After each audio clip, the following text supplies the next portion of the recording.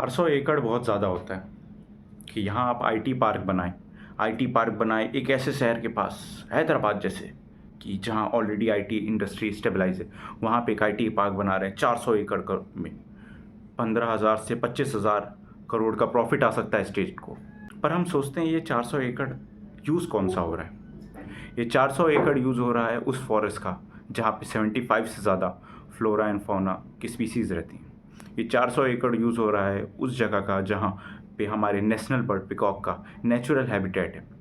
ये 400 एकड़ यूज़ हो रहा है उस फॉरेस्ट का जो हैदराबाद का टेम्परेचर 4 डिग्री तक कम रखता है। ये 400 एकड़ यूज़ हो रहा है उस जगह का जो ग्राउंड वाटर लेवल मेंटेन करने के जिम्मेदार है हैदराबाद जैसे शहर का। हम ये फॉरेस्ट काट के वहाँ पे बिल्डिंग तो बना देंगे, पर हम बेंगलोर के एग्जांपल से सीखे नहीं कि ऐसी जगह पे जहाँ हम बिल्डिंग बनाएंगे तो अक्सर वहाँ पे बाढ़ आ जाती है।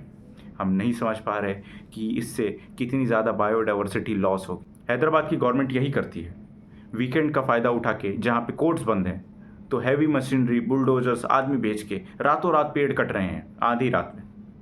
बताइए, यहाँ पे कोई कंप्लेन दिखाने जाए तो उसे बोलते हैं कि कल आना सुबह आना, और पेड़ काटने के लिए आधी रात में पहुँच गई, पूरी मशीनरी फोर्स पहुँच गई। सरकार क्लेम करती है कि ये उनका लैंड है, पर अगर ये उनका लैंड है तो इतनी डर क्या था, इतनी जल्दबाजी क्या थी?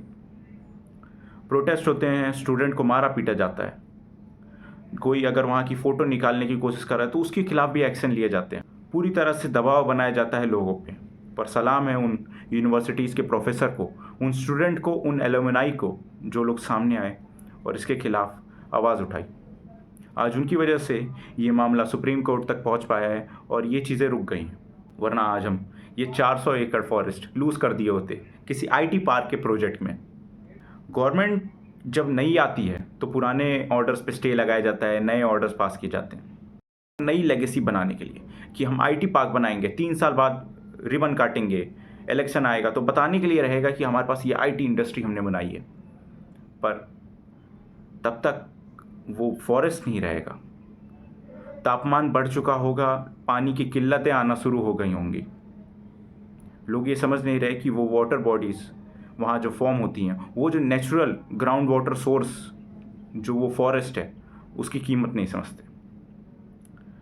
नेता लोग शायद से एसी में बैठते हैं, एसी गाड़ियाँ, एसी कमरे, एसी ऑफिस, तो उन्हें बाहर का माहौल नहीं पता होता।